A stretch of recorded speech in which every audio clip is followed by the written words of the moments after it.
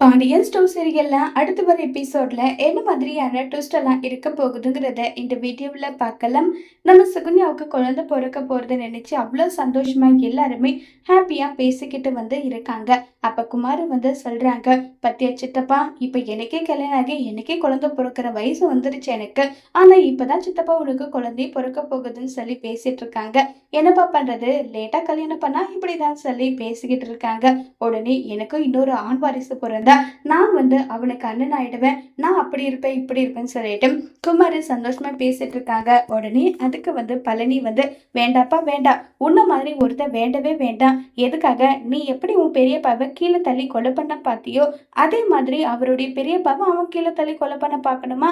அதனால உன்ன மாதிரி வேண்டவே வேண்டாம்னு சொல்றாங்க. உடனே சக்திவேலுக்கு பயங்கரமா கோபம் வருது. டேய், என்னடா நினைச்சிட்டு இருக்க, என்ன நினைச்சிட்டு இருக்க?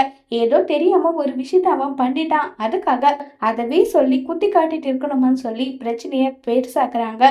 உடனே காந்திமதி, போதும் நிறுத்துங்க, நடந்து முடிச்சது முடிஞ்சு போச்சு, இனி அதை மாத்த வேண்டாம். நான் ஒரு விஷயம் முடிவெடுத்திருக்கேன், அதுக்கு நீங்க சம்மதிப்பீங்கன்னு நினைக்கிறேன். குமாருக்கும் அரசிக்கும் கல்யாணம் பண்ணி வைக்கலாம் நான் முடிவு எடுத்திருக்கேன்னு சொல்றாங்க. இதை கேட்டதும் வடிவு அத்தை, என்ன அத்தை நினைச்சிட்டு இருக்கீங்க? இவன் பண்ண தப்பு எல்லாத்தையும் மறந்து அவங்க எப்படி பொண்ணு கொடுப்பாங்களா சொல்லுங்கன்னு சொல்லி கேட்டுட்டு இருக்காங்க. உடனே மாறி அரசி ரொம்ப நல்ல பொண்ணு தானே, அவ இந்த வீட்டுல மருமகளா இருந்திருக்கா, கண்டிப்பா அவ நல்ல பொண்ணா இருப்பான்னு சொல்லிட்டு எல்லாம் பேசிட்டு இருக்காங்க. இவன் பண்ண தப்பெல்லாம் மறந்து எப்படி அரசி இந்த வீட்டுக்கு வருவா? இங்க பாருமா, தேவையில்லாத வேலை பண்ணிட்டு இருக்காதீங்கன்னு சொல்லி முத்துவேல் சொல்றாங்க. சக்திவேல் ஏன்தா, பிச்சைக்கார வீட்டுலதான் என் பையனுக்கு பொண்ணு எடுக்கணுமா? என் பையனுக்கு நல்ல வசதியான இடத்துல நான் பொண்ணு எடுப்பேன்றாங்க.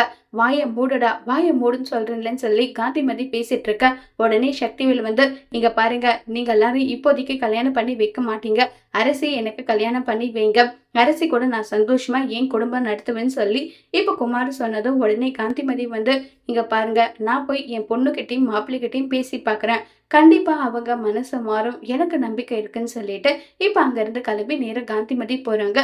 வாங்கம்மா வாங்க உட்காருங்கன்னு சொல்லி காந்திமதி உட்கார வைக்கிறாங்க. உங்ககிட்ட முக்கியமான ஒரு விஷயம் பேசதான் வந்திருக்கேன். என்ன விஷயம்? இல்ல, நம்ம குமாருக்கு அரசிய பொண்ணு கேட்டு வந்திருக்கேன்னு சொன்னதும் காந்திமதி சொன்னதை கேட்டதும் கோமதிக்கு பயங்கர கோவம் வருது. என்னதுமா, அந்த பொறுக்கிக்கு என் பொண்ணை கல்யாணம் பண்ணி வைக்க நீ கேட்டு வந்திருக்க? என் பொண்ணுக்கு கல்யாணம் நடக்கலனாலும் பரவாயில்ல, என் பொண்ணு இப்படியே இருந்தாலும் பரவாயில்ல, ஆனா உன் பேரன் பொறுக்கிக்கெல்லாம் கல்யாணம் பண்ணி வைக்க மாட்டேன். என் பொண்ணு தெரிஞ்சு பாலும் கிணத்துல தள்ளி விட சொல்றீங்களான்னு சொல்லி கோமதி பேசிட்டு இருக்காங்க. உடனே அரசி வராங்க.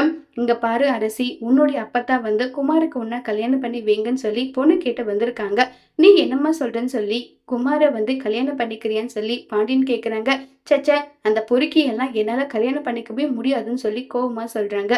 உடனே நம்ம காந்திமதி கிட்ட பாண்டியன் அத்தை, நீங்க பொண்ணு கேட்டு வந்தீங்க, அரசியை மீறி எங்களால எதுவும் பண்ண முடியாது, அரசிக்கு இந்த கல்யாணத்துல விருப்பம் இல்லைன்ற போது எங்களால இதை செய்ய முடியாது, தயவு செஞ்சு மன்னிச்சிட்டுங்க அத்தை, இது உங்க பொண்ணோட வீடு, எப்பனாலும் நீங்க வரலாம் போலாம், ஆனா கல்யாண விஷயம் பத்தி பேசி மட்டும் வராதீங்கன்னு சொல்லி அனுப்பிடுறாங்க.